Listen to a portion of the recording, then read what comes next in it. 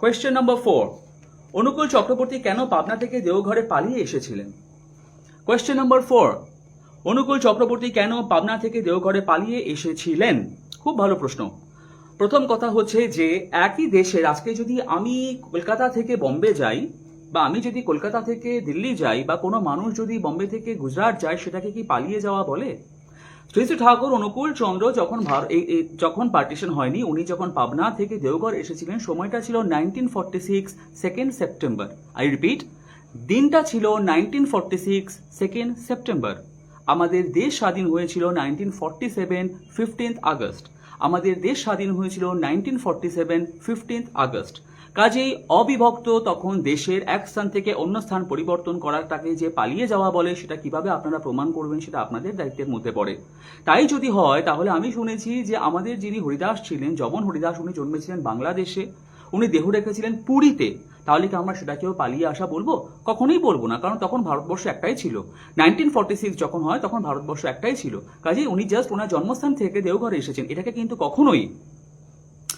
কিন্তু কখনোই পালিয়ে আসা বলে না, কখনোই এটাকে পালিয়ে আসা বলে না। যদি এটা 1947 15th আগস্টের পরে হতো, তখন আপনারা বলতে পারতেন যে ওখানে প্রচুর হিন্দু টর্চার হচ্ছে, উনি পালিয়ে চলে এসেছেন। যেমন আফটার 1947 15th আগস্ট প্রচুর মানুষ সত্যি সত্যি তারা পালিয়ে চলে এসেছিল ভারতবর্ষে, তার কারণ ওখানে প্রচুর টর্চার করা হয়েছিল পার্টিশনের পর। কাজেই তাহলে এখন দুটো পথ খোলা থাকে। প্রথম হচ্ছে, নয় আপনাদের প্রমাণ করতে হবে যে শ্রী শ্রী ঠাকুর অনুকূল চন্দ্র 1947-এ এসেছিল, সৎসঙ্গের ইতিহাসে লেখা আছে 1946 2nd সেপ্টেম্বর। সেটা সৎসঙ্গের ইতিহাস থেকে কিভাবে আপনারা চেঞ্জ করবেন সেটা আপনাদের দায়িত্ব। অর আপনাদেরকে প্রমাণ করতে হবে যে দেশ স্বাধীন হয়েছিল 1946-এ, সেটাও বা কি করে প্রমাণ করবেন সেটা আপনাদের দায়িত্ব। সেই হিসাবে সৎসঙ্গী হিসাবে আমার বা অন্য কোনো সৎসঙ্গের কিন্তু কোনো ভূমিকা নাই। যেহেতু আপনাদের প্রচুর প্রশ্ন, প্রবলেমের সলভ আমি বলে দিচ্ছি, প্রবলেম সলভ আপনাদেরকেই কিন্তু করতে হবে, আমরা কিন্তু আপনাদের প্রবলেমগুলো সলভ করতে পারবো না। ওকে, কোয়েশ্চেন নম্বর 5, তিনি যদি পরম পিতা পরম প্রেমময় হন, তাহলে আবার সে একই প্রশ্ন। 1946-এর অক্টোবর মাসে বাংলাদেশে জাতীয় দাঙ্গায় মুসলমান কর্তৃক হিন্দু হত্যার পর পূর্ববঙ্গের হিন্দুদের রক্ষার্থে কোনো স্টেপ না নিয়ে নভেম্বর মাসে তিনি তার জন্মস্থান পাবনার আশ্রম ছেড়ে এবং হাজার হাজার শিষ্য এবং অনুরাগীদের ছেড়ে লুকিয়ে ঝাড়খণ্ডের ঝাড়খণ্ডের দেওঘরে পালিয়ে এসেছিলেন কেন? প্রশ্নটা একটু বড়, আমি আবার করছি, প্রশ্নটা পড়ছি। তিনি যদি পরম পিতা পরম প্রেমময় হন, তাহলে 1946 সালের অক্টোবর মাসে বাংলাদেশের জাতীয় দাঙ্গায় মুসলমান কর্তৃক হিন্দু হত্যার পর পূর্ববঙ্গের হিন্দুদের রক্ষার্থে কোনো স্টেপ না নিয়ে নভেম্বর মাসে তিনি তার জন্মস্থান পাবনার আশ্রম এবং হাজার হাজার শিষ্য এবং অনুরাগীদের ছেড়ে লুকিয়ে ঝাড়খণ্ডের দেওঘরে পালিয়ে এসেছিলেন কেন? আমি এই কারণেই বলেছিলাম যে অশিক্ষিত হওয়াটা, মূর্খ হওয়াটা কিন্তু অপরাধ নয়, কিন্তু যখনই সেগুলো আপনি লোকের সামনে তুলে ধরবেন, নিজের মূর্খতা, নিজের অশিক্ষিততা, সেটা কিন্তু সমাজের পক্ষে একটু অসুবিধা। কেন না, যেহেতু আমি মূর্খ, আমি পড়াশোনা করিনি, আমি অশিক্ষিত, আমি জানি না, আমি যদি 8-10 জনকে বলি আরে ধর পড়াশোনা করে কি হবে, আমি নিজে লেখাপড়া করেছি, দেখ আমি বেঁচে নেই, তখন কি হয়, ওই মূর্খতাটা সবার মধ্যে ছড়িয়ে যায়। এটাই হচ্ছে অপরাধ। কাজে আপনারা এখন এই যে বোকার মতন প্রশ্নগুলো করেছেন, সেই প্রশ্নগুলো আরো 10 জনের মধ্যে ছড়িয়ে, তারা যারা এই প্রশ্নগুলোকে ছড়াচ্ছে তারা নিজেরাই প্রমাণ করছে তারা কতটা অশিক্ষিত। প্রথম কথা যেটা, সেটা হচ্ছে 1946-এর অক্টোবর মাসে বাংলাদেশের জাতীয় দাঙ্গার ফলে শ্রী শ্রী ঠাকুর অনুকূল চন্দ্র নাকি এসেছিলেন,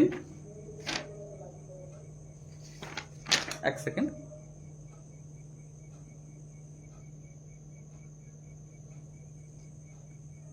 নভেম্বরে, এক্স্যাক্টলি। এখানে বলা হয়েছে পূর্ববঙ্গের হিন্দুদের রক্ষার্থে কোনো স্টেপ না নিয়ে নভেম্বর মাসে তিনি তার জন্মস্থান পাবনার আশ্রম ছেড়ে কেন চলে এসেছিলেন। প্রথম কথা হচ্ছে, ভাই তোমাদের কাছে সেপ্টেম্বর, নভেম্বর, অক্টোবর সব এক হতে পারে, তোমাদের কাছে দিন রাত এক হতে পারে, কিন্তু একটা ক্যালেন্ডার বলে একটা জিনিস আছে, সময় বলে, মাস বলে একটা জিনিস আছে। শ্রী শ্রী ঠাকুর অনুকূল চন্দ্র নভেম্বর মাসে আসেনি, ঠাকুর এসেছিল 1946 2nd সেপ্টেম্বর, নভেম্বর নয়। তোমাদের কাছে সব হয়তো এক, কিন্তু ক্যালেন্ডার বলে তো কিছু জিনিস আছে, তথ্য বলে কিছু জিনিস আছে, একটু দেখে নাও। 1946-এর 2 সেপ্টেম্বর ঠাকুর এসেছিলেন, যে কারণে এখনো আমাদের দেওঘরে 2 সেপ্টেম্বরটাকে সাড়ম্বরে পালন করা হয় ঠাকুরের আগমনী তিথি হিসাবে। কেন না, ঠাকুর সেদিনকে প্রথম দেওঘরে এসেছিলেন। আচ্ছা, তারপর আরেকটি প্রশ্ন, লুকিয়ে ভাই ইউটিউবে প্রচুর ভিডিও দেখবে যেখানে দেখছে ঠাকুর, বড়মা এবং অন্যান্য বর্দা এবং অন্যান্য সৎসঙ্গীরা তারা আসছে, এটাকে ভিডিও করা হয়েছিল এবং সেই ভিডিওটা এখন ইউটিউবে এবং সমস্ত জায়গাতে খুব ছড়িয়ে গেছে। উনি যদি লুকিয়েই আসবেন তাহলে ভিডিও কেন করা হয়েছিল? তাহলে তো উনি বলতেন যে ভাই ভিডিও করো না, কেউ যেন আমাকে না দেখে। কেন এই সমস্ত বোকা বোকা প্রশ্নগুলো করে নিজেদের মূর্খ কেন প্রমাণিত করেছো? কি লাভ হয়েছে? What is the benefit at the end of the day? কি পেয়েছো তোমরা মূর্খ মতন প্রশ্নগুলো করে? এনিওয়ে, এখন কিছু করবার নেই, এখন সর্বসমক্ষে প্রমাণ করতেই হবে যে তোমরা ভাই মূর্খ, নিজেরাই প্রমাণ করছো। আচ্ছা, উনি নাকি কখনোই হিন্দু রক্ষার্থে কিছু করেননি, এটা হচ্ছে ওদের বক্তব্য। আমি কিছু প্রমাণ টানছি এক্ষেত্রে। প্রথম কথা হচ্ছে যে মহাপুরুষদের বা পুরুষোত্তম যখন এই পৃথিবীতে জন্মগ্রহণ করে, প্রত্যেককে কিছু কিছু জিনিস এই পৃথিবীতে দেখতে হয়।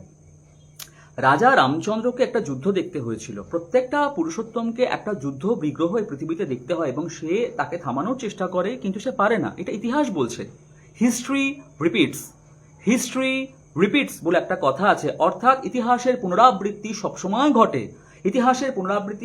ঘটে। যেহেতু দুনিয়াটা গোল, সময়টা চক্র আবার ঘুরে ঘুরে আসে, তাই ইতিহাস যা ঘটেছে সেগুলোই পুরোপুরি আবার নতুনভাবে ঘুরে ঘুরে আসে।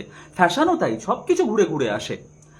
রাজা রামচন্দ্রকে একটা যুদ্ধ দেখতে হয়েছিল, যেটাকে আমরা বলি রাম রাবণের যুদ্ধ।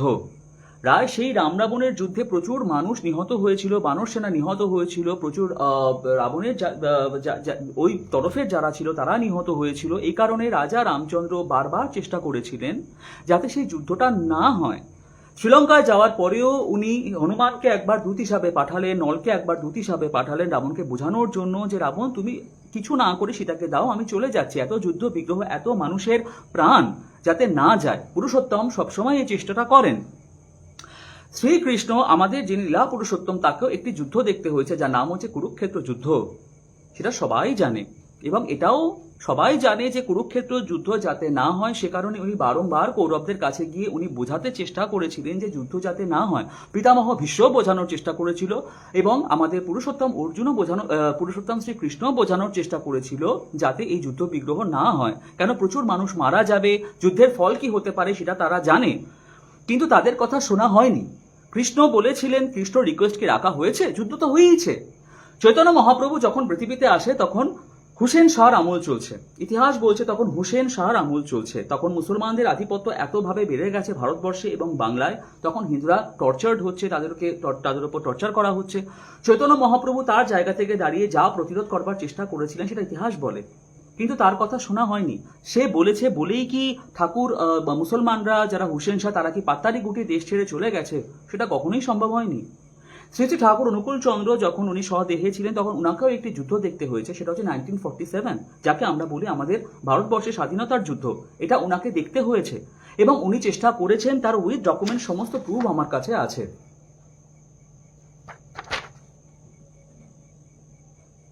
কি ডকুমেন্ট সেটা আমি পড়ছি, জানি না এটা তোমরা কতটা বুঝতে পারবে এই জিনিসটা, শিক্ষাগত দিক থেকে বলছি বা অন্য দিক থেকে বলছি, আমি চেষ্টা করছি তোমাদেরকে বোঝাতে। গুগলে একটা জিনিস সার্চ করবে গিয়ে, যদি এটা জানার দরকার থাকে তোমাদের, শ্রী শ্রী ঠাকুর অনুকূল চন্দ্র অ্যান্ড ফ্রিডম মুভমেন্ট। প্রথম কথা হচ্ছে নেতাজি সুভাষচন্দ্র বোস থেকে শুরু করে দেশবন্ধু চিত্তরঞ্জন দাস, এরা প্রত্যেকেই ছিলেন ভারতের স্বাধীনতার পক্ষে, এরা কেউ বিপক্ষে ছিলেন এবং এরা সবাই শ্রী শ্রী ঠাকুরকে তাদের জীবনের গুরু হিসাবে গ্রহণ করেছিলেন। তাদের সঙ্গে ঠাকুরের স্বাধীনতা নিয়ে, দেশ তৈরি নিয়ে নানা রকমের আলাপ আলোচনা হতো। স্বাধীনতার পর লাল বাহাদুর শাস্ত্রী ঠাকুরের কাছে গেলেন এবং ঠাকুরের দীক্ষাও নিয়েছিলেন, ঠাকুরের কাছ থেকে তাদের নানা রকমের আলাপ আলোচনা হতো। বাট স্বাধীনতার আগে ঠাকুর কিভাবে দেশভাগ রোধ করতে চেয়েছিলেন সেটা নিয়ে একটা রিসার্চ ওয়ার্ক আছে গুগলে, সেটা নিয়ে একটা রিসার্চ ওয়ার্ক আছে।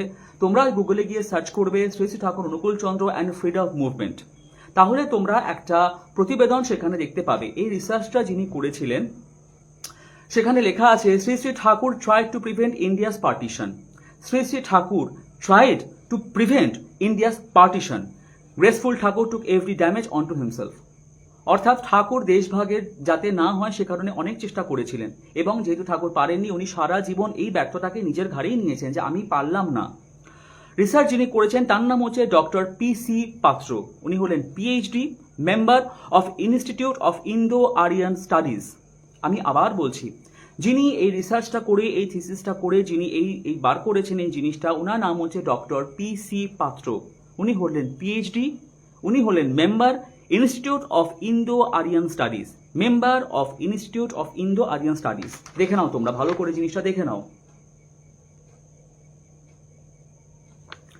এই প্রতিবেদনটাতে উনি যেটা বলেছেন সেটা আমি তোমাদেরকে, প্রতিবেদনটা অনেকটা বড়, তোমরা সেটা পড়ে সেটার অবশ্যই তার মানে বার করবে।